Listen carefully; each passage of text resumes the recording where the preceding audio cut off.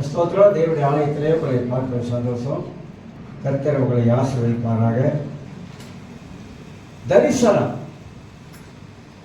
தரிசனத்தை பற்றி தான் நம்ம பேசிக்கொண்டு வருகிறோம் 5 வாரங்களாக. விஷன் தரிசனம் என்ன செய்யும் என்ற காரியத்திலே உங்க மத்தியிலே சில காரியங்களே 20 காரியம் இருக்கு. அதுல நான் நினைக்கிறேன் 5 காரியங்கள் 4 காரியங்கள் மத்தியிலே நான் பேசி வந்திருக்கேன். தரிசனம் என்ன செய்யும் என்று சொல்லி ஒரு மனிதனுடைய வாழ்க்கையிலும் தரிசனத்தோடு வாழ வேண்டும் அப்படின்னு சொல்லி அறிந்து கொள்ள வேண்டும். தரிசனம் இருந்தால்தான் நான் வாழ்க்கையில பல காரியத்தில் முன்னோக்கி போக முடியும். ஒரு மனுஷனுக்குள்ளாக தரிசனம் இல்லாவிட்டால் அவனுடைய வாழ்க்கை தேங்கி போன தண்ணி ஒரு குட்டையில தேங்கி போய் எப்படி இருக்குதோ அப்படிதான் இருக்கும் வாழ்க்கை. ஆனா யாருக்குள்ளதான் ஒரு தரிசனம் இருக்கிறதோ, வாழ்க்கையில ஒரு தரிசனம் இருக்கிறதோ, வாழ்க்கையில ஒரு குறிக்கோள் இருக்கிறதோ, வாழ்க்கையில முன்னேற வேண்டும் என்ற எண்ணம் இருக்கிறதோ, அவங்க எல்லாரும் தங்க வாழ்க்கையில அடைய வேண்டிய அந்த கோல், அந்த இலக்கை அடைவதற்கு இந்த தரிசனம் பெரிய உதவியா இருக்கும் என்பதை குறித்து தான் பல காரியங்கள் ஒரு மத்தியிலே நான் பேசி கொண்டு வந்தேன். ஆகையால நாம் கிறிஸ்தவர்கள் தமிழர்கள் நாட்டில் பல காரியம் நடக்குது, பல சம்பவங்கள் நடக்குது. அதனால எது எப்படி நடந்தாலும் நம்முடைய ஜெபத்தின் மூலமாகத்தான் எல்லாத்தையும் உடைக்க முடியும். ஜெபம் ஒரு தரிசனம் தான். எந்த ஒரு மனித வாழ்க்கையில அவன் ஜெபிக்கணும்னு நினைக்கிறானோ அது ஒரு தரிசனமாக வாழ்க்கையில பிறக்க ஆரம்பிக்கிறது. அதனால தான் வியாழக்கிழமை ஆன்லைன் பிரேயர் வச்சிருக்கிறோம், பைபிள் ஸ்டடி கொஞ்ச நேரம் வச்சிருக்கிறோம். வேதத்தை அறிந்து கொள்வதற்கு உலகத்தை தேவன் எப்படி உண்டாக்கினார், தேவனுடைய வார்த்தையின் வல்லமைனாலே அந்த வல்லமை பற்றி தான் பேசிக்கிட்டு வரோம். வார்த்தையை குறித்ததான பல காரியங்களை பைபிள் ஸ்டடியில சொல்லி கொண்டு வருகிறோம். ஆக நம் வாழ்க்கையில இந்த தரிசனம் நம் வாழ்க்கையில பெரிய காரியங்களை நம் வாழ்க்கையில செய்து கொண்டே இருக்கும் என்பதை குறித்து நாம் விளங்கிக் கொள்கிறோம். ஓகே, இன்றைக்கு 5வது காரியமாக உங்க மத்தியிலே நான் பேசவிருக்கிற 5வது காரியமாக தரிசனம் நம்முடைய வாழ்க்கையிலே வழி நடத்தக்கூடியதாக இருக்குது. தரிசனம் வாழ்க்கையில எப்படி வழி நடத்தும் அப்படின்னு கேட்டீங்கன்னா, தேவனுடைய வழி நடத்துதலை தரிசனமாகப்பட்டது நம்ம வாழ்க்கையில கொண்டு போகும். பரிசுத்த ஆவியானவர் நாம் வாழ்க்கையில தரிசனம் உள்ளவராக இருக்கும் பொழுது அற்புதமாக ஆண்டவர் நம்மளை வழிநடத்தி கொண்டு போவார் என்பதை விளங்கிக் கொள்கிறோம். அப்போஸ்தலர் நடவடிக்கை புஸ்தகத்தை வாசிக்கும் போது அன்றைக்கு இருந்த அப்போஸ்தலருடைய வாழ்க்கையிலே பரிசுத்த ஆவியானவர் அவர்களை அற்புதமாக ஊழியத்திலே வழிநடத்தி கொண்டு போனார். அவர் வாழ்க்கையில காணப்பட்ட மகா பெரிய தரிசனத்தை பரிசுத்த ஆவியானவர் நிறைவேற்றத்தக்கதாக வழி நடத்தினார் என்பதை குறித்து நாம் அறிந்து கொள்ளுகிறோம். அதே போல நெகேமியுடைய வாழ்க்கையிலே அந்த அலங்கத்தை கட்டுவதற்காக தேவன் அற்புதமாக நெகேமியாவை வழிநடத்தி கொண்டு போனார் என்பதை நாம் விளங்கிக் கொள்கிறோம். ஆக தேவனுடைய நடத்துதலை ஒவ்வொரு மனிதனும் அறிய வேண்டும். கடவுள் என்னை எப்படி நடத்துகிறாரு, ஆண்டவர் என்னை எப்படி நடத்தி கொண்டு போகிறாரு, எனக்குள்ள இருக்கிற பரிசுத்த ஆவியானுடைய அந்த வழிநடத்துதலை நான் பெற்றுக் கொள்கிறேனா, அந்த வழிநடத்துதலை நான் அறிந்திருக்கிறேனா என்பதை நாம் விளங்கிக் கொள்ள வேண்டும். இதுல ஒரு 5-6 காரியங்களுக்கு மத்தியில் வைக்க பிரயாசப்படுகிறேன். தரிசனம் உள்ளவர்கள் தேவ வழிநடத்துதலை பெற்றுக் கொள்வார்கள் என்பது. ஒவ்வொரு கிறிஸ்தவரும் ரட்சிக்கப்பட்டிருக்கிறாங்க. ஆனா அநேகர் கடவுளுடைய வழிநடத்துதலை பெற்றுக் கொள்வதில்லை. ஆண்டவர் என்னை எப்படி நடத்துகிறார் என்பதை அவர் அறியாமலே இன்றைய வரைக்கும் வாழுகிறார். இந்த சபைக்கு வராத தேவனுடைய வார்த்தையை கேட்கிறாங்க, ஆராதனை பங்கெடுக்கிறாங்க, போறாங்க. ஆனா அவங்க வாழ்க்கையில இந்த தேவ நடத்துதல் இருக்குதா அப்படின்னு கேட்டீங்கன்னா அது குறைவாதான் இருக்கும். ஏன் கடவுளை நடத்துறது இல்லைனாக்கா வாழ்க்கையில ஒரு ஜெபம் இருந்தால் தான் கடவுளுடைய வழி நடத்துதலை பெற்றுக்கொள்ள முடியும். நெகேமியா வாழ்க்கையில ஜெபம் இருந்தது, அதனால தேவன் அவளை வழி நடத்தினார் என்பதை பார்க்கிறோம். உங்க வாழ்க்கையில ஜெபம் இருக்கும் பொழுதுதான் பரிசுத்த ஆவியானவர் நம்மளை திட்டமான வழிக்குள்ளாக நம்மளை நடத்தி கொண்டு போவார் என்பதையும் நாம் விலகிக் கொள்ள வேண்டும். ஆக நெகேமியாவுடைய வாழ்க்கையில தேவன் அற்புதமாக நடத்தினார். நீங்க நெகேமியா புத்தகத்தை வாசிக்கும் பொழுதுதான் நாம் நன்றாக புரிந்து கொள்ள முடியும். நெகேமியா எப்படி ஜெபித்தாரு, நெகேமியா வாழ்க்கையில தேவன் எப்படி கிரியை செய்கிறாரு, நெகேமியாவுடைய வாழ்க்கையில தேவன் எப்படி நடத்தி கொண்டு போனாரு, நெகேமியா வாழ்க்கையில எதிர்ப்பு வந்தது, தடைகள் வந்தது, போராட்டம் வந்தது, எப்படி ஆண்டவர் அதெல்லாம் உடைத்து போட்டாரு, எப்படி தேவன் சித்தமாகப்பட்டது, நெகேமியா வாழ்க்கையில அந்த அலங்கத்தை கட்டக்கூடிய அந்த தரிசனம் இருந்தது, அதை எப்படி ஆண்டவர் நிறைவேற்றி முடித்தார் என்பதை பைபிள் மூலமாகத்தான் நாம் கற்றுக்கொள்ள முடியும், தவிர எங்கேயும் கற்றுக்கொள்ள முடியும். ஆக இதுல இருந்து சில காரியத்தை உங்களுக்கு வைக்கிறேன். வழிகளை எல்லாம் திறந்து கொடுக்கிறவர் கர்த்தர். மனிதன் நினைப்பது ஒன்று, மனிதன் சிந்திப்பது ஒன்று, நாம் செய்வது ஒன்றாக இருக்கும். ஏன்னா நாம் நினைக்கிற ஒன்று, நாம் செய்வது ஒன்றாக இருக்கும். ஆனா தேவன் அப்படி இல்லை. தேவனுடைய எண்ணங்களோ தேவனுடைய செயல்பாடுகளோ அவர் நடத்துகிற விதங்களும் வித்தியாசமான காரியங்கள் என்பதை அறிய வேண்டும். சில வேளை தேவன் நம்ம கடினமான பாதையில கொண்டு போவாரு. அந்த கடினமான பாதையில கொண்டு போகும் பொழுது நாம் தேவன் நடத்துதலை விலகிக் கொள்ள வேண்டும். யோபுக்கு கடினமான வாழ்க்கை வந்தது, ஆனா தேவன் நடத்துதலை அவனால் அறிய முடியல. அதனால்தான் கர்த்தர் கொடுத்தார், கர்த்தர் எடுத்தார் அவன் பேசுகிறான். கடவுளை நடத்துதல் அவனால் புரிஞ்சு கொள்ள முடியல. அவன் நினைக்கிறான் சாத்தான் என்ன போட்டு சோதிக்கிறான் போல இருக்கு அப்படிலாம் நினைக்கிறான். ஆனா அப்படி இல்லை, தேவன் நடத்துறாரு. ஒரு மனிதனை ஆண்டவர் நடத்துகிற விதங்களை நாம் நன்றாக விலகி கொள்ள வேண்டும். இந்த உலகத்தில் ஒரு மனிதன் வாழுகிற வரைக்கும் நிறைய போராட்டங்களை மனிதன் சந்திக்கிறான். நிறைய காரியங்களை அவன் வாழ்க்கையில அனுபவங்களாக கற்றுக்கொள்ள ஆரம்பிக்கிறான். ஒவ்வொரு கிறிஸ்தவனுக்கும் அனுபவங்கள் முக்கியமாக இருக்கிறது. அனுபவத்தின் வழியாகத்தான் தேவனை நம்மளே நடத்தி கொண்டு போகிறான். ஆனா அந்த மாதிரியான காலங்கள் வரும் பொழுதெல்லாம் கர்த்தர் என்ன செய்கிறார் என் வாழ்க்கையில் என்பதை நாம் அறிந்து கொள்ள வேண்டும் என்றால் நாம் தேவ சமூகத்திலே நாம் காத்திருப்பதுதான் நமக்கு சிறந்த வழி என்பதை நாம் நன்றாக விலகிக் கொள்ள வேண்டும். இரண்டாவது, நாம் வாசிக்கும் பொழுது வசனத்தின் மூலமாக பரிசுத்த ஆவியானவர் நடத்துகிறார். ஒரு ஆவடியில பாஸ்டர் தோமஸ் ராஜ் என்ற ஒரு தேவனுடைய ஊழியக்காரர், பெரிய ஊழியக்காரர், ஒரு சபையில ஒரு 20,000 பேர் இருப்பாங்க. இப்போதான் இடப்பட்ட காலத்துல ஒரு பெரிய திருச்சபையை கட்டினார், இறந்துட்டார் அவர். அவர் சொல்றாரு, கர்த்தர் என்னை வழி நடத்துற விதங்களே வித்தியாசம். கர்த்தர் என்கிட்ட பேசி என்னை வழி நடத்தல. ஆனா நான் எப்பொழுதெல்லாம் பைபிளை படிக்கிறனும், எப்பொழுதெல்லாம் பைபிளை வாசிக்கிறனும், அந்த பைபிளை வாசிக்கும் பொழுது பரிசுத்த ஆவியானவர் அந்த வசனத்தின் மூலமாக என்னை அற்புதமா நடத்துவார் அப்படின்னா.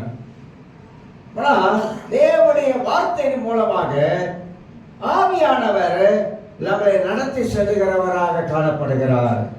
ஏங்க பைபிளுடைய வார்த்தையை நாம ரொம்ப வலியுறுத்துகிறோம். நான் ரொம்ப வலியுறுத்துவேன் பைபிள் வார்த்தையை. ஏன் எம்பசைஸ் பண்ணுகிறோம் அப்படின்னா, பைபிள் வார்த்தையின் மூலமாகத்தான் பரிசுத்த ஆவியானவர் நமக்குள்ள இருந்து கிரியை செய்து கொண்டே இருப்பார். எந்த ஒரு மனிதனுக்குள்ளாக தேவனுடைய வார்த்தை அதிகமாக நிறைஞ்சி இருக்கிறதோ அந்த மனிதனுடைய வாழ்க்கையே மாறிக்கொண்டே போகும். அந்த மனிதனுடைய எண்ணங்கள் மாறிக்கொண்டே போகும். அவன் சிந்திக்கிற விதங்கள்லாம் மாறிக்கொண்டே போகும். அவன் கிறிஸ்தவ வாழ்க்கை வித்தியாசமாய் காணப்படும். அவன் வாயிலிருந்து வருகிற வார்த்தையெல்லாம் தேவனுடைய வார்த்தையாய் காணப்படும். அந்த தேவனுடைய வார்த்தையில என்ன இருக்கு என்பதை அவன் அறிந்து கொண்டதுனால அந்த வார்த்தையை அவன் உச்சரிக்கிறவனாய் இருப்பான். அந்த வார்த்தையை விசுவாசிக்கிற மனிதனாய் இருப்பான். அந்த வார்த்தையினால் சாத்தானை விரட்டுகிற மனிதனாக இருப்பான். அந்த வார்த்தையில தான் ஜீவன் இருக்குது என்பதை அவன் விசுவாசித்து தன் கிறிஸ்தவ வாழ்க்கையை அதுக்குள்ளாக கட்ட ஆரம்பிப்பான். ஒரு அழிய சொல்ல மாட்டான். ஏன்னா வார்த்தை தான் முக்கியம். அதனால பைபிளை நம்ம வலியுறுத்துறோம். பைபிளை படிங்க படிங்க படிங்க படிங்கன்னு அதிகமா ஏன் வலியுறுத்துறோம் அப்படின்னாக்கா, அந்த வார்த்தை தான் நான் வாழ்க்கையில ஜீவனை கொடுக்குது. வார்த்தை தான் தவறுகளை உணர்த்துகிறது.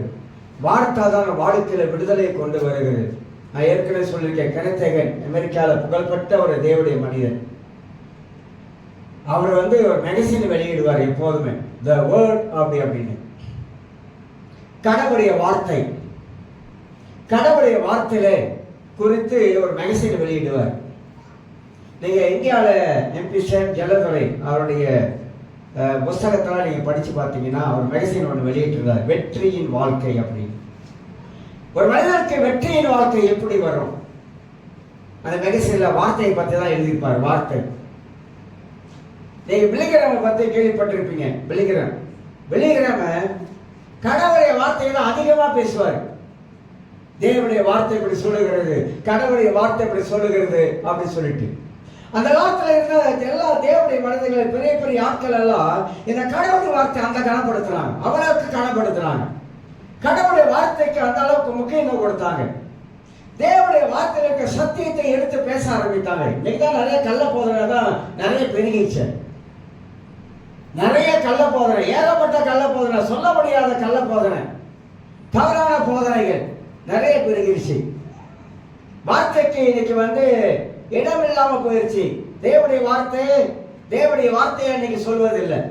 தேவனுடைய வார்த்தையை ஏற்றுக்கொள்வதில்லை. ஆளாளுக்கு ஒரு வியாக்கியானம், ஆளாளுக்கு ஒரு இன்டர்பிரேஷன் கொடுக்குறாங்க, ஆளாளுக்கு அவங்க சிந்தனை என்ன வருதோ அதெல்லாம் பேசுறாங்க. நான் வயசுக்குள்ள ஒரு ஓரியன்டேஷன்ல போயிட்டு ஒரு கேள்வி சொன்னேன். இப்படி சொன்னேன், நிறைய பேரு இயேசு நல்ல சமாரியன் பழம் சொல்றாங்க. இயேசு நல்ல சமாரியனா அப்படின்னு கேட்டேன். இயேசு நல்ல சமாரியன் கிடையாது, இயேசு ஒரு யூதன். நல்ல சமாரியன் வேற, யூதர்களுக்கு பிடிக்காது. இந்த மாதிரி கடவுளுடைய வார்த்தையை கலப்படமா பேசுகிற ஆட்கள் உலகத்துல ஏகப்பட்ட பேர் பெருகினாங்க. இன்னொரு மறந்துடாதீங்க, நம்ம வார்த்தையில வாழ்க்கை கட்டப்பட்டாதான் நம்ம கிறிஸ்துக்குள்ளாக நினைச்சு வாழ முடியும். நினைச்சா உலகம் அப்படியே இருக்க போது நினைக்காதீங்க. 3வது உலக போருக்கு எல்லாம் ரெடி ஆகுறாங்க, தெரியுமா உங்களுக்கு? 3வது உலக போருக்கு எல்லாம் ரெடி ஆகுறாங்க. வல்லரசுகள் எல்லாம் ரெடி ஆகுது. அமெரிக்காவும் ஈரானுக்கும் பயங்கரமான ஒரு யுத்தம் நடக்கக்கூடிய வாய்ப்பு ஏற்படுகிறது. பல யாரையும், அதாவது உலக செய்தியை நம்ம பார்க்கணுங்க. உலகத்தில் என்ன நடக்குதுன்னு நமக்கு தெரியணுங்க. உலகத்தில் என்ன நடந்து கொண்டு இருக்குன்னு நமக்கு தெரியணுங்க. இதெல்லாம் தெரியாவிட்டா இயேசுவோட வருகை நமக்கு தெரியாமலே போயிடும். இயேசுவோட வருகையை ஆயத்தமாக இல்லாமலே வாழ்ந்துகிட்டு இருப்போம். உலகம் ஒரு நெருக்கதலுக்குள்ளாக வந்துருச்சு. உலகத்துல பல சம்பவங்கள் இன்னைக்கு நடக்க ஆரம்பிச்சிருச்சு. முக்கியமா யுத்தங்களை குறித்து பயங்கரமான காரியம் நடக்க ஆரம்பிச்சிருச்சு. ஆக இயேசு சொன்னாரு, இந்த 3வது உலக போர் உலகத்தில் நடக்கும் அப்படின்னு பைபிள்ல எழுதி வச்சிருக்குது. அதுதான் இன்னைக்கு எல்லாம் ஆயத்தமாக்கப்பட்டு கொண்டு இருக்கிறது. வைரஸ் ஒரு பக்கம் பரவி கொண்டு இருக்கிறது. மனிதனுக்கு வரக்கூடாத சீக்கெல்லாம் வந்து கொண்டு இருக்குது. கொடிய காலத்திலே நாம் எல்லாரும் வாழ்ந்து கொண்டு இருக்கிறோம். பொல்லாத காலத்திலே வாழ்ந்து இருக்கிறோம். இன்னைக்கு இருக்கிற மனிதன் நாளைக்கு இல்லை. நேற்று பார்த்த மனிதன் இன்னைக்கு இல்லை, சாயந்தரத்துக்குள்ள இல்லாம போயிட்டான். மனித வாழ்க்கை அப்படியே ஆயிடுச்சு. பல தத்துவங்கள், பல காரியங்கள் இன்னைக்கு உலகத்துல சொல்லாத காரியங்களை அன்னைக்கு சொல்லிக்கொண்டே வராங்க. உறவுகளை கட்ட சொல்றாங்க, நல்ல ஐக்கியங்களை வளர்த்து கொள்ள சொல்றாங்க, நல்ல வாழ்க்கையை வாழ சொல்றாங்க, நல்ல சிந்தனை உள்ளவளா இருக்க சொல்றாங்க, முற்போக்கான சிந்தனை உள்ளவளா இருங்க, பாசிட்டிவா எப்போதுமே நான் இப்படி இருப்பேன் என்றதான அந்த எண்ணத்தோட நீங்க இருக்க சொல்றாங்க. நெகட்டிவான திங்கிங்கா விட்டுருங்க, தேவையில்லாத விட்டுருங்க, தேவையில்லாத வேணாம் அப்படி எல்லாம் இன்னைக்கு நிறைய உலகத்துல பல நல்ல வார்த்தைகளை பேசுவதை நாம் பார்க்கிறோம். அதுதான் பைபிள் நமக்கு வலியுறுத்துகிறது. நம்மளாம் தேவனுடைய பிள்ளைகள், தேவனுக்கு சொந்தமானவர்கள், தேவனால் தெரிந்து கொள்ளப்பட்ட ஜனம், தேவனால் பிரித்தெடுக்கப்பட்ட ஜனம். அவன் கர்த்தருடைய பிள்ளைகளாக இருக்கிற நீங்களே நானும் நம்முடைய வாழ்க்கையில ஒரு குறிக்கோளை கூட, ஒரு தரிசனத்தோட கூட இந்த உலகத்துல நாம் வாழ்வது ரொம்ப ரொம்ப அவசியம். அதுதான் வேதம் நமக்கு ரொம்ப ரொம்ப வலியுறுத்துகிறது. வழிகளெல்லாம் தேவன் திறந்து கொடுக்கிற கர்த்தர். வாழ்க்கையில தடை வருகிறதா? வரத்தான் செய்யும். எந்த கிறிஸ்தவனுக்கு போராட்டம் இல்லை? எல்லா கிறிஸ்தவனுக்கும் போராட்டம் இருக்கிறது. எந்த கிறிஸ்தவனுக்கு பிரச்சனை இல்லை? எல்லா கிறிஸ்தவனுக்கும் பிரச்சனை இருக்குது. இந்த நாட்டை பொறுத்த வரைக்கும் நமக்கெல்லாம் பெரிய பிரச்சனை கிடையாது. ஆனா வெளிநாடுகளை பொறுத்த வரைக்கும், மிஷினரியுடைய வாழ்க்கையை பொறுத்த வரைக்கும் நீங்க பாத்தீங்கன்னாக்கா எத்தனை கிறிஸ்தவர்கள் கொடுமைப்படுத்தப்படுகிறாங்க, சித்திரவதைப்படுத்தப்படுறாங்க, பலவிதமாக தண்டிக்கப்படுறாங்க. நார்த் இந்தியாவில் ஊழியக்காரர். அவரை கொண்டாந்து வச்சு கையை கட்டிட்டு மாட்டு சாணம் இருக்குல்ல, மாட்டு சாணத்தை வாயில சாப்பிட சொல்றாங்க, திணிக்கிறாங்க மாட்டு சாணத்தை. பயங்கரம். ஒரிசாலாம் பயங்கரம், நார்த் இந்தியாலாம் பயங்கரம், பயங்கரமான. உங்களுக்கு நீங்க கேள்விப்பட்டிருப்பீங்க, நல்லா அறிஞ்சிருக்கோம்.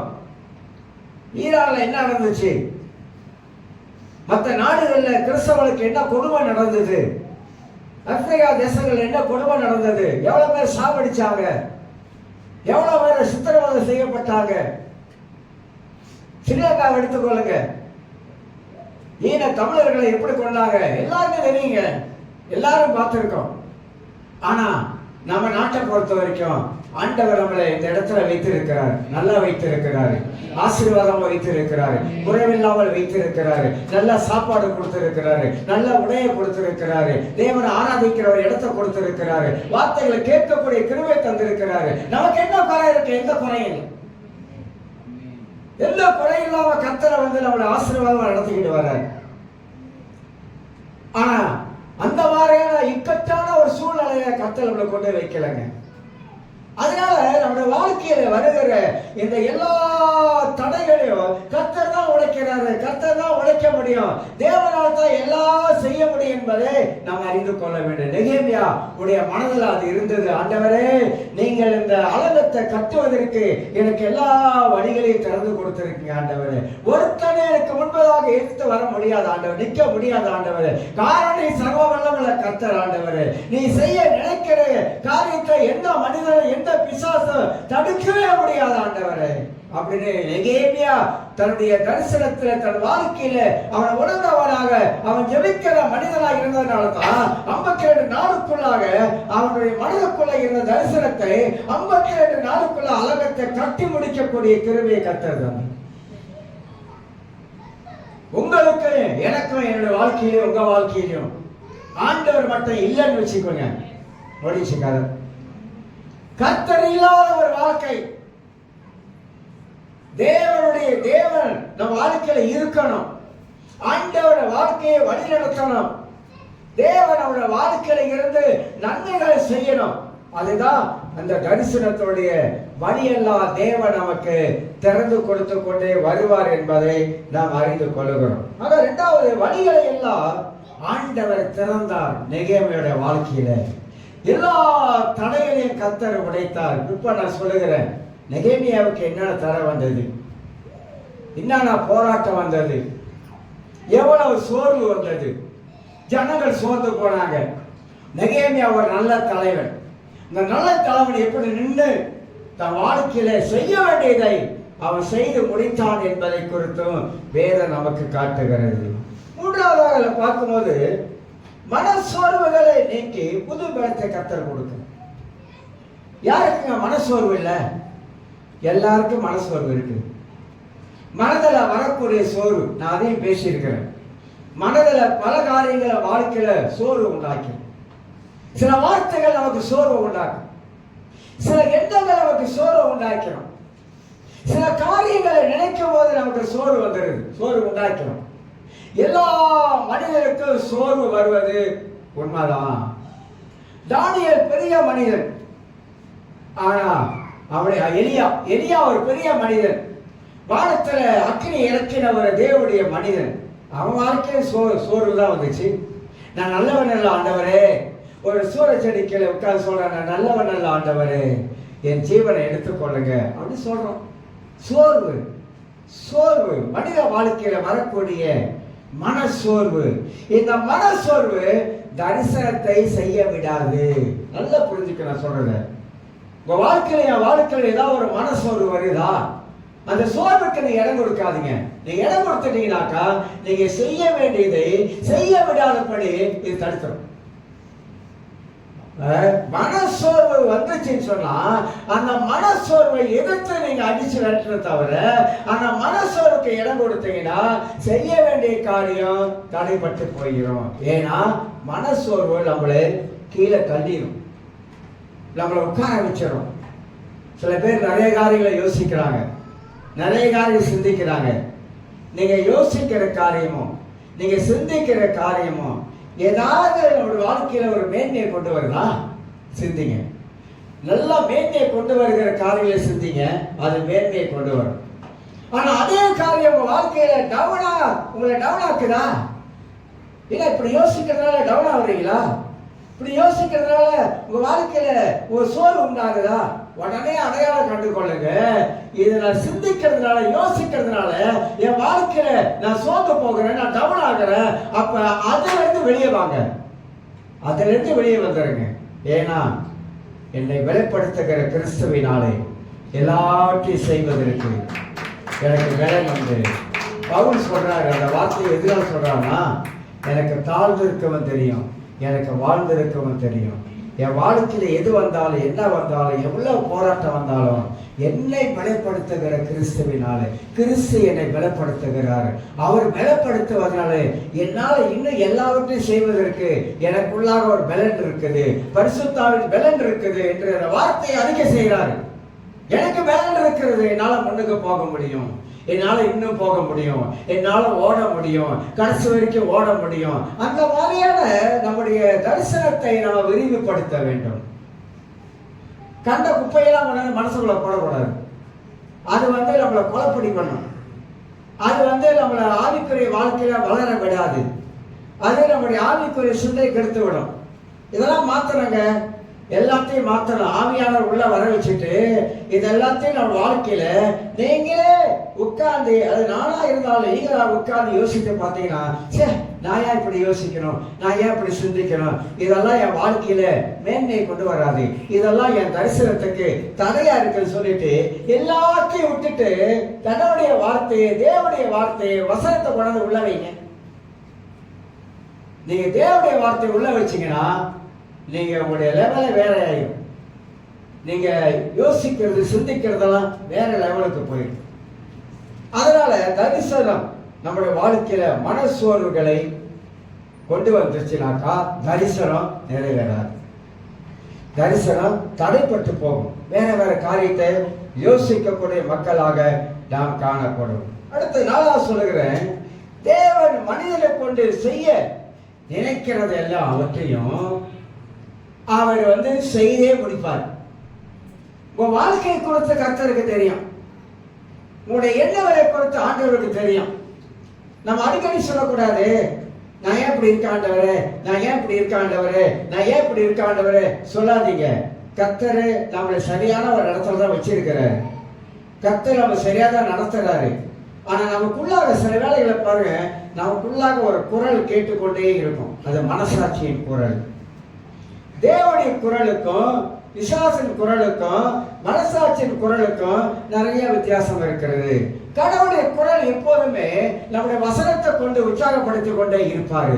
கடவுளுடைய குரல் வரும்போதெல்லாம் நம் வாழ்க்கையில நம்ம எல்லா தடைகளை நோக்கி முன்னுக்கு போகக்கூடிய சூழ்நிலை உண்டாகும். ஆனா சாத்தானுடைய குரலாகப்பட்டதோ பல விதங்களில நமக்குள்ளாக இருந்து அவன் நம்மளை கீழே தளத்துக்கு தான் வழி பார்ப்போம். இதை நம்ம அடையாளம் பார்க்கணும். இந்த மனசாட்சி குரல் இருக்குதுல, ஏற்கனவே சொல்லியிருக்காது, மனித குரல், மனசாட்சியின் குரல் பேசிக்கொண்டே இருக்கும், பேசிக்கொண்டே இருக்கும். அந்த குரலுக்கு செவி கொடுத்தனாக்கா ஃபினிஷ்லாம் நம்முடைய ஆவிக்குரிய வாழ்க்கையும் போயிடும், நம்முடைய தரிசனமும் போயிடும், நம்ம வச்சிருக்கிற தரிசனம் எல்லாமே நாசமாக்கிறோம். இந்த நமக்குள்ளாக கிரியை செய்கிற மனசாட்சியின் குரல் என்பதை நாம் அறிந்து கொள்ள முடியும். கடவுள் என் வாழ்க்கையில என்ன வச்சிருக்கிறாரோ அது ஒரு நாளும் தடைப்படாது. என்னை கொண்டு கர்த்தர் செய்ய வேண்டிய காரியத்தை அவர் செய்து முடிப்பார். நெகேமியாவை கொண்டு கர்த்தர் செய்ய வேண்டிய காரியத்தை அவர் செய்து முடித்தார். காரணம், அவன் நல்ல ஒரு தலைவனாக இருந்தான். போராட்டத்தை மத்தியிலே அவன் நிக்கிறவனாக காணப்பட்டான். போராட்டத்தை மத்தியிலே முன்னுக்கு போகிறவனாக காணப்பட்டான். போராட்டத்தை மத்தியிலே ஜனங்களை உற்சாகப்படுத்துகிறான். நீங்க நல்லா வாசிச்சு பாருங்க, உற்சாகப்படுத்துகிறான். ஜனங்கள் சோர்ந்துட்டாங்க, ஆனா போய் ஒரு தலைவன் உற்சாகப்படுத்தும். ஒரு ஆள் சோர்ந்துட்டாங்களா, ஆமா அப்படி சொல்லக்கூடாது. எப்ப பார்த்தாலும் இப்படிதான் அப்படின்னு சொல்லக்கூடாது. நீதிமான் 7 முறை விழுந்தாலும் அவன் எழுந்திருக்கு. நம்ம வேலையே அடுத்தவங்க தூக்கி விடுற வேலை. அவங்க கீழே இறங்குறாங்களா, போய் தூக்கி விடணும். அதை விட்டுட்டு எரியிற நெருப்புல தமிழ் என்ன சொல்லுவாங்க, அதெல்லாம் ஊத்தாதீங்க, வேண்டாம். அதுதான் ஏற்கனவே தான் பத்திட்டு எரியுத, அதையே திருப்பி நீங்க ஒரு ஊத்த போறீங்க. தூக்கி விடுங்க, பரவாயில்ல. எல்லாரும் நம்முடைய சகோதரர்கள் சகோதரிகள், எல்லாரும் நம்முடைய பிள்ளைங்க. ஒருத்தருக்கு ஒருத்தர் என்கரேஜ் பண்ணுங்க, ஒருத்தருக்கு ஒருத்தர் உற்சாகப்படுத்துங்க, ஒருத்தருக்கு ஒருத்தர் பலப்படுத்துங்க, ஒருத்தருக்கு ஒருத்தர் ஆறுதல் சொல்லுங்க. ஒருவர் மரத்தை ஒருவர் சுமங்க அப்படின்னு கலாச்சார புத்தகத்தால ஒருவர் மரத்தை ஒருவர் சுமங்க அப்படிதான் எழுதி இருக்குது. இந்த வசனத்துக்கு எல்லாம் மாறுபாடாதான் நம்ம வாழ ஆரம்பிக்கலாம். இல்லைங்க, உலகத்துல மிக மிக சிறந்தது பைபிள் சொல்லுகிறது, உலகத்தான் சொல்றான், உலகத்திலே மிக சிறந்தது வேற எதுவுமே இல்லை, அன்புதான். அன்புதான் உலகத்துல மிக சிறந்தது. ஒரு நேசிக்க முடியாத ஒரு மனிதன், ஒதுக்கப்பட்ட ஒரு மனிதன், தள்ளப்பட்ட ஒரு மனிதனை பார்த்து நீங்க இயேசுவை நேசிக்கிறாப்பா அப்படின்னு சொல்லி அவனை கையை கொடுத்து தூக்கி விட்டீங்கன்னா அவன் சிரிக்க மாட்டான், அவன் கண்ணுல தண்ணீரா ஊத்த. ஏன் தெரியுமா? அவனை யாருமே இது வரைக்கும் நேசித்தது இல்லை, யாரு மேல அவன் மேல அன்பை காட்டுறது இல்லை.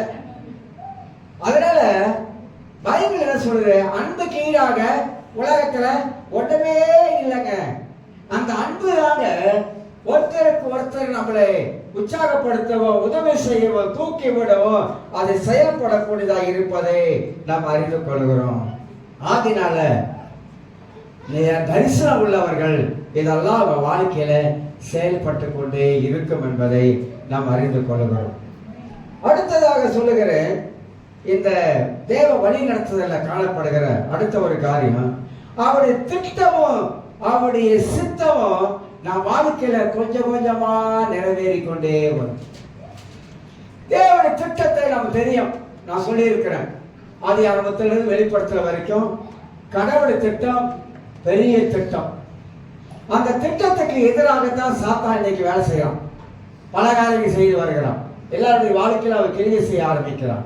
ஏன்னா கடவுளுடைய திட்டம் இந்த உலகத்துல நிறைவேறக்கூடாது என்பதற்காகவே அவன் பலவிதமான சதிநாச மோச காரியங்களை செய்து கொண்டு வருகிறான். ஒரு ரசிக்கப்பட்ட ஒரு தேவனுடைய பிள்ளை பிசாசுடைய கிரிகளை அறிந்து கொள்ளாவிட்டால் நிச்சயமாக அந்த வலையில விழுவது நிச்சயம்.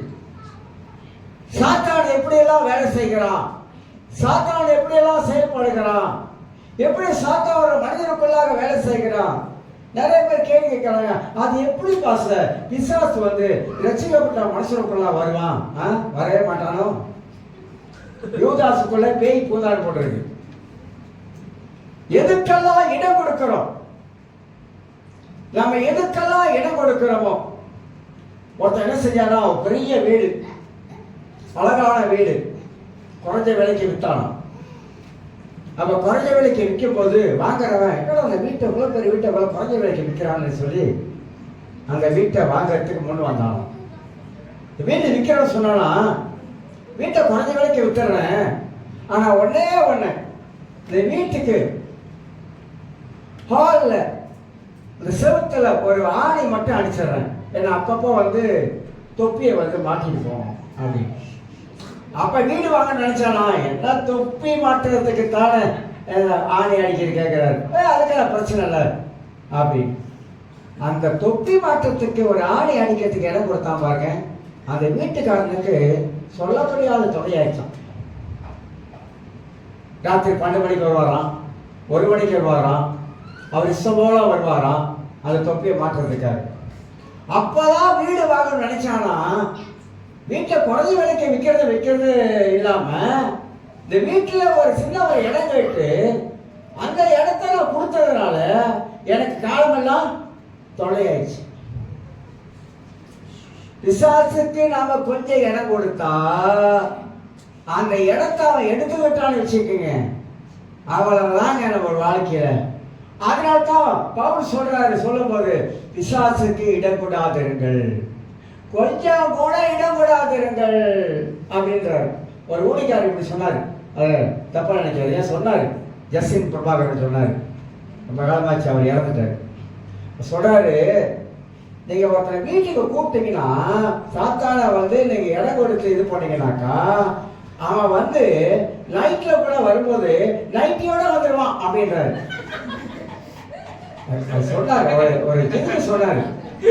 அது அது என்ன சொல்றாருனாக்கா, நீங்க அந்த மாதிரி இடம் கொடுத்தீங்கன்னாக்கா அவன் அந்த மாதிரி கூட வந்துடுவான் அப்படின்ற ஒரு அர்த்தத்தில் சொல்றாரு, வேற ஒரு அர்த்தத்தில்.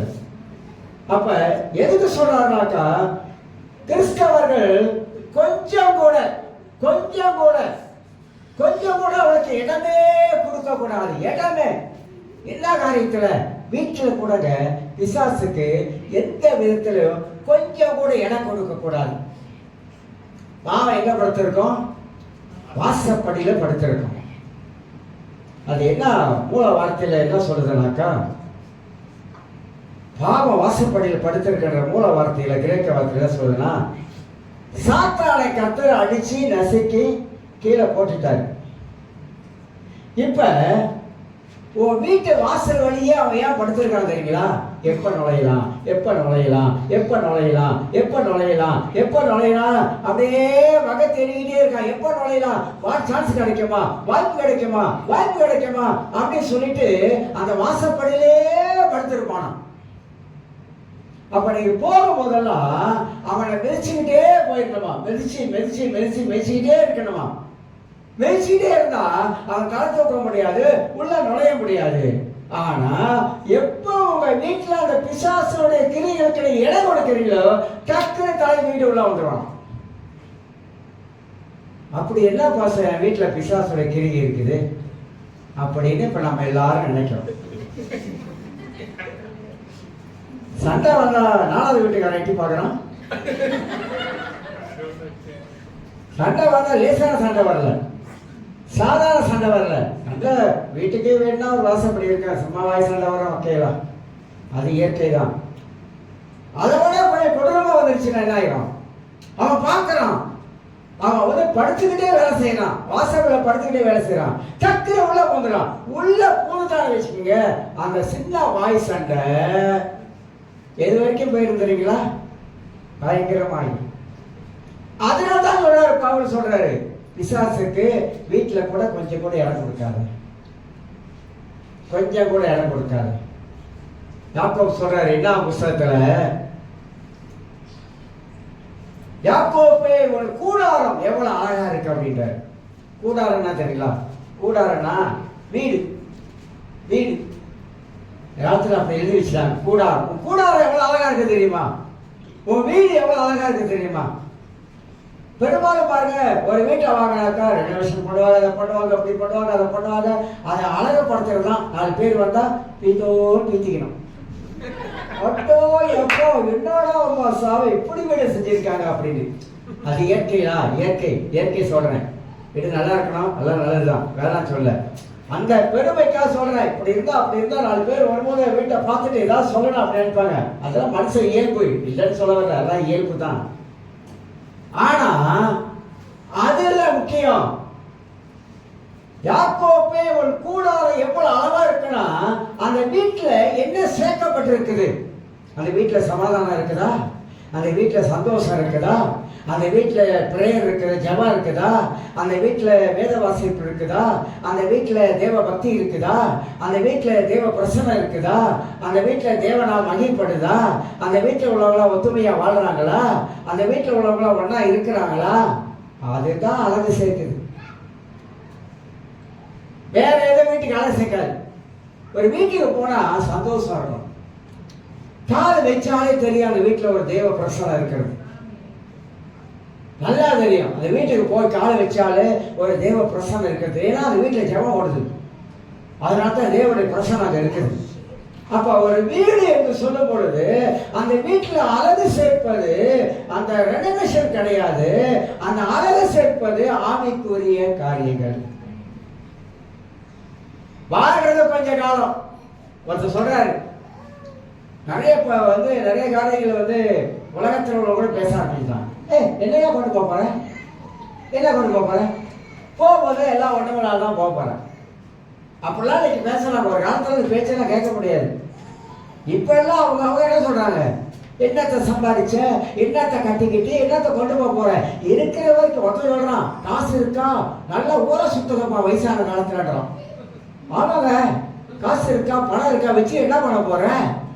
போய் நாட்டுக்கு வெளிநாட்டுக்கு போ, சுத்திட்டு வா, மனசுக்கு சந்தோஷமா இரு. இருக்கிற கொஞ்ச காலத்துல மனதுக்கு சந்தோஷமா இரு. இப்படிலாம் உலகத்தான் நீ பேச ஆரம்பிச்சுட்டாங்க. ஏன்?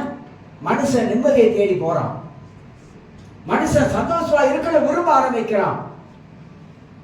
சொல்றாங்க வயது 60 தாண்டிருச்சா, 60 தாண்டின பிற்பாடு நீ என்ன செய்யணும், எப்படி இருக்கணும், அப்பெல்லாம் நீ பேச ஆரம்பிச்சிட்டாங்க. எல்லாம் உண்மைதான், எல்லாம் உண்மை, எல்லாம் உண்மை. ஒருத்த வீட்டில் கோடி கோடியா பணம் வச்சிருக்கான், ஆனா நிம்மதி இல்லை. பணம் கோடி கோடியா இருக்கு, ஆனா என்ன இல்லை, நிம்மதி இல்லை, சந்தோஷம் இல்லை, மகிழ்ச்சி இல்லை. எதுக்கையாக கோடி கோடி பணம்? மனுஷன் ஓடி ஓடி உழைக்கிறான், அலைநிலையத்துல உழைக்கிறான், சம்பாதிக்கிறான், என்னடா பண்றான், ஆனா நிம்மதி இல்லை. ஏன் நிம்மதி இல்லை? அதுக்கு மேல சொல்ல வேண்டாம்.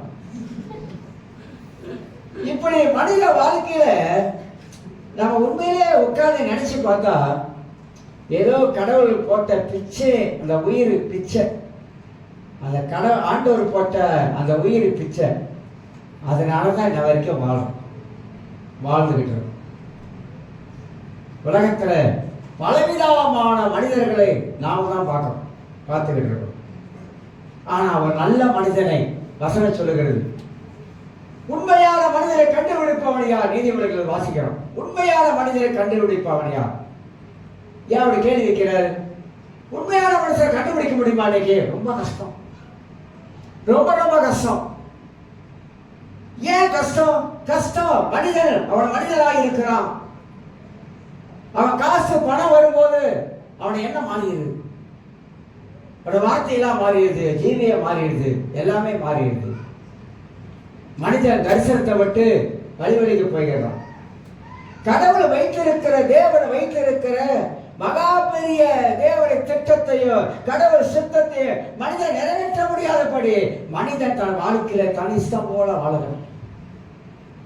ஒரு காரியத்தை காலங்களை சொல்றேன், சிந்தித்து யோசித்து, நீங்களே யோசிக்க, நானும் யோசிக்கிறேன். ஒவ்வொரு நாளும் நம்மளோட மனதில் நாம் எதை யோசிக்கிறோம்? நல்லதையா? நல்லதை யோசிக்கிறோமா? நல்லதை சிந்திக்கிறோமா? நல்லதை சிந்தித்து செயல்பட ஆரம்பிக்கிறோமா? இல்ல தவறான ஒரு காரியத்தை மனதில் வச்சுக்கிட்டு யோசிக்க ஆரம்பிக்கிறோமா? அதுதான் நாம் வாழ்க்கையில திசை திருப்பு வாழ்க்கையில திசை திருப்பி கொண்டே போகிறது. தரிசனத்தை எல்லாம் இழக்க வைக்கிறது, வேத வாக்கியங்களை மறக்க செய்யுது. இயேசுவோடு கூட சீசர்கள் தேவனுடைய வார்த்தையெல்லாம் மறந்துட்டாங்க, மறந்ததால் பின்மாறி போனாங்க. ஆனா கர்த்தர் போய் ஞாபகப்படுத்தணும். இயேசுடைய வார்த்தையெல்லாம் பைபிள்ல நீங்க கவனித்து பாருங்க. அவருடைய அன்பு எப்படி, அவருடைய அன்பெல்லாம் எப்படி வெளிப்பட்டது. உலகத்துல ஒரு மனிதனிடத்துல அன்பா பேசுவதை விட வேற என்னங்க இருக்குது? ஒண்ணுமே இல்லை. நான் 39 வருஷம் ஊழியத்துல இருந்துட்டேன். கத்துக்கிட்டது என்ன? ஒரு மனுஷங்கிட்ட அன்பா பேசுறதை விட வேற ஒண்ணும் இல்லை. அதுதான் ஆண்டவர் நமக்கு சொல்லி வைத்து இருக்கிறார். ஆக அவருடைய திட்டமோ அவருடைய சித்தமோ இந்த தரிசனம் தான் வாழ்க்கையில நிறைவேற்ற வைப்பதற்கு உதவியா இருப்பதை அறிந்து கொள்கிறோம். எடுத்துக்கொள்ள ஒரு வசனத்தை வாசிக்கிறேன். ஏசாயா புஸ்தகத்துல, ஏசாயா ஒரு 5 நிமிஷம் பார்த்துட்டு நிப்பாட்டுவோம். ஏசாயா 54ஆம் அதிகாரத்தில் 14ஆம் வசனத்தை 17ஆம் வசனத்தை உங்களுக்கு வாசித்து காட்டு. 54:17 நான் வாசிக்கிறேன். 54:17. உனக்கு விரோதமாக உருவாக்கப்படும் எந்த ஆயுதம் வாக்காதே போகும். உனக்கு விரோதமாக நியாயத்தில் எழுவோ எந்த நாவையும் நீ குற்றப்படுத்துவா. இது கர்த்தருடைய ஊழியக்காரனின் சுதந்திரமோ என்னாலே உண்டான அவருடைய நீதியமாய் இருக்கிறது என்று கர்த்தர் சொல்கிறார். நீங்க 54ஆம் அதிகாரத்தெல்லாம் நீங்க ஃபுல்லா வாசி பார்த்தீங்கன்னா நிறைய வார்த்தைகள் ஆண்டவர் அங்க சொல்வதை நீங்க பார்க்கலாம். 11ஆம் வசனத்தை நான் உங்களுக்கு வாசித்து காட்டுகிறேன். சிறுமைப்பட்டவளே, பெருங்காற்றில் அடிபட்டவளே, தேற்றவாளரே, இதோ நான் உன் கல்லுகளை பிரகாசிக்கும்படி வைத்து நீல ரத்தினங்களை உன் அஸ்திபாரமாக்கி என்று வாசிக்க. 14ஆம் வசனத்துல நீதினால் சீரப்படுவாய், கொடுமைக்கு தூரமாவாய், பயமில்லாதிருப்பாய், திகிலுக்கு தூரமாவாய், அது உன்னை அணுகுவதில்லை. இஸ்ரவேல் மக்களுக்கு தேவன் வாக்கு கொடுக்கிறார். இஸ்ரவேல் மக்களே, நீ இப்படி இருக்க போற, இப்படி ஆசீர்வாதமா இருக்க போகிற. அவ்வளவு காரியம் செய்த இஸ்ரவேல் மக்களே ஆண்டவர் சொல்றாரு, திகிலுக்கு நீ தூரமாய், பயப்படாத, நான் உன் கூட தான் இருக்கிறேன், பயப்படாத, உன்னை நான் மேன்மைப்படுத்துவேன், உன்னை ஆசீர்வதிப்பேன், உன்னை வழி நடத்துவேன். இதெல்லாம் ஆண்டவர் இஸ்ரவேல் மக்களுக்கு சொல்வதை குறித்து நான் பார்க்கிறோம். ஆக இந்த காலவேளை ஒன்று அறிந்து கொள்ள வேண்டும், யாருக்குள்ள தெய்வீக தரிசனம் இருக்கிறதோ அந்த தெய்வீக தரிசனம் அவங்க சும்மா விடவே விடாது. அந்த தெய்வீக தரிசனம் அவங்க வாழ்க்கையில முன்னுக்கு போக வைத்துக் கொண்டே இருக்கும். அந்த தெய்வீக தரிசனம் வாழ்க்கையில வரக்கூடிய தடைகளெல்லாம் உடைக்க ஆரம்பிக்கும். அந்த தெய்வீக தரிசனத்துல தான் இந்த நெகேமியா அவன் செயல்பட்டான் என்பதை குறித்து நாம் அறிந்து கொள்கிறோம். அப்ப தரிசனம் என்ன செய்கிறது மனித வாழ்க்கையில? எந்த மனிதனும் தரிசனம் இல்லாத மனிதனா அந்த உலகத்தில் இருக்கக்கூடாது. பிசினஸ் பண்ணுகிறான், அவன் வாழ்க்கையில அவன் ஏன் பண்ணுகிறான், நான் இந்த பிசினஸ்ல இப்படி ஆகணும். படிக்கிறவங்க படிக்கிறீங்க, ரொம்ப சந்தோஷம். படிக்கிறதுல அவங்க வாழ்க்கையை நீங்க கவனம் செலுத்தணும். அதை விட்டுட்டு வேற எதையும் கவனம் செலுத்தக்கூடாது. ஒரு சீன் எடுத்துக்கொள்ளுங்க, அவன் உழைக்கிறான், அவனோட குறிக்கோள் பூரா, அவனை என்ன பூரா சம்பாதிக்கணும், அடுத்தது ஒரு வீட்டை வாங்கணும், அப்புறம் ஒரு காரை வாங்கணும், அப்புறம் தான் கல்யாணமே பண்ணணும். பார்த்துருக்கீங்களா? அவன் காரை வாங்கணும், வீடு வாங்கணும், எல்லாம் செட்டில் பண்ணுவான், அழகாக செய்வான். ஏன்னா நம்ம மாதிரி இல்லைங்க, சீனை கல்யாணம் பண்ணனா பொண்ணுக்கு பணம் கொடுத்து தான் அந்த பொண்ணை வாங்குறோம். தெரியுமா? தெரியுமா? அது தெரியுமா உங்களுக்கு? நம்ம இது மாதிரி இல்லை, அவன் இது வேற. காசை கொடுத்து 20,000 வெள்ளியா, பொண்ணுக்கு 20,000 வெள்ளி கொடுத்துட்டு பொண்ணை வாங்குறோம். அப்ப இந்த பணம் எல்லாம் அவன் எப்படி சேர்க்கிறான்? அவனுடைய தரிசனம். நான் ஒரு திருமணம் பண்ணனாக்கா எனக்கு முதலாவது கார் இருக்கணும், வீடு இருக்கணும், அப்போ நான் பணம் கொஞ்சம் இருக்கணும், இதெல்லாம் மனசுல வச்சுதான் அவன் பூமியில உழைக்க ஆரம்பிக்கிறான். நம்ம அப்பாவோட இபிஎஃப் இருக்குதா? கல்யாணத்துக்கு கொஞ்சம் வெளியாக்க முடியுமா? எடுக்க நான் உங்க பிள்ளை தானே, எனக்கு செலவழிக்காம யாருக்கு செலவழிக்க போறீங்க?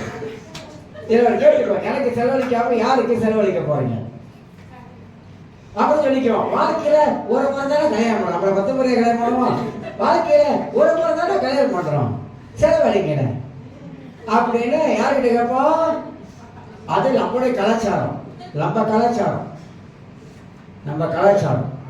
ஆனா இப்ப உள்ள பிள்ளைங்களாம் கூட இப்ப கொஞ்சம் திறமைசாலியா கொஞ்சம் பணத்தை சேர்த்து வச்சு அம்மா அப்பாவுக்கு பாரத்தை கொடுக்கூடாதுன்னு செய்யறாங்க. நல்லது. அந்த மாதிரி நான் என்ன சொல்ல வரேனாக்கா, அந்த மாதிரியாக நம்முடைய கிறிஸ்தவ வாழ்க்கையும் ஒரு மேன்மை அடையணும்னு சொல்ல வரேன்.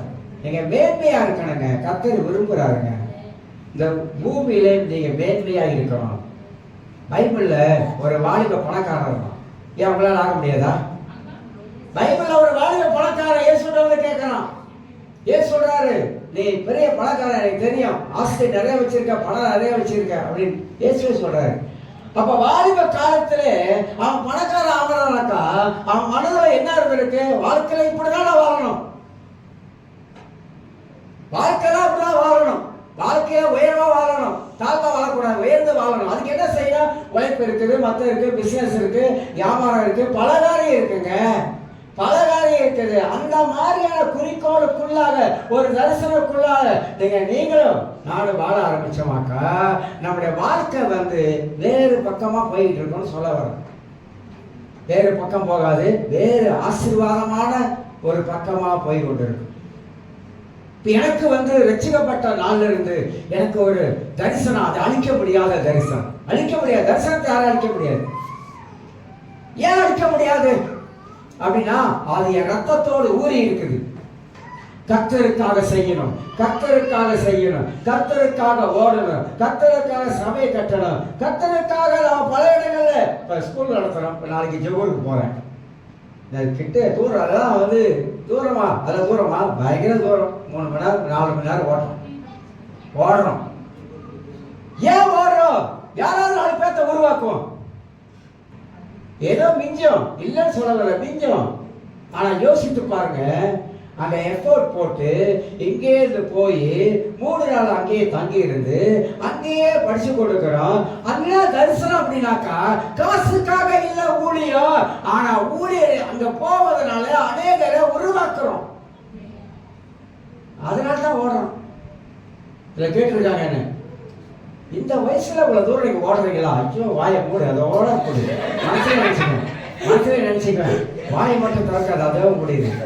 நான் இந்த வயசுலயும் ஓடுவேன், எந்த வயசுலயும் ஓடுவேன். எப்படி பாச இவ்வளவு தூரம் நீங்க வரீங்க? ஏன் இப்ப நான் வந்தா உனக்கு என்ன இப்ப? நான் வர உனக்கு என்ன இப்ப?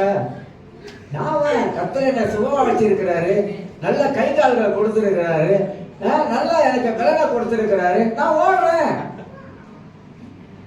சாகர வரைக்கும் ஆண்டவருக்காக ஊழியம் செஞ்சுட்டு செத்துறாங்க. தரிசனம், அதுதான் தரிசனம். அந்த தரிசனத்தை நாம நிப்பாட்டக்கூடாது. யாரு சில வேலை அது சொல்லுவாங்க, இதை சொல்லுவாங்க, இப்படி போகாத அப்படி போகாத, ரெஸ்ட் பண்ணுப்பா ரெஸ்ட் பண்ணுப்பா ரெஸ்ட் பண்ணுப்பா போ. என்ன ரெஸ்ட் பண்றது சொல்லுங்க? ரெஸ்ட் பண்ற காலம் வருவோம், அப்ப படிக்குவோம். இப்ப போக வேண்டிய காலம் போயிட்டு இருக்கோம். கர்த்தர் ஏதோ ஒரு காரியம் செய்யறாரு, படிக்கிற பிள்ளைங்க மத்தியில போயிட்டு இருக்கும். ஒரு சமயம் சொல்லி முடிக்கிறேன். சுகப்பேட்டையில் லீடர்ஷிப் வந்து டீச் பண்றேன்.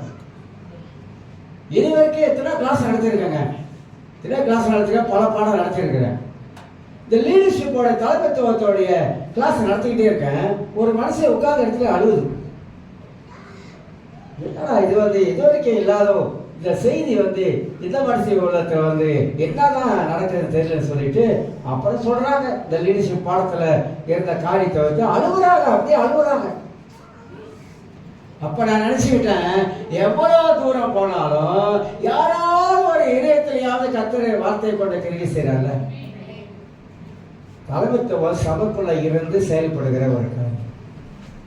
அப்ப தரிசனத்தை அணைக்க முடியாது, அணைக்க முடியாது. அந்த தரிசனம் நம் வாழ்க்கையில எரிந்து கொண்டே இருக்கும். எல்லாரும் எழுந்திருக்கும். சோத்திரம் ஆண்டவரே, தகப்பனே சோத்திரம் அப்பா.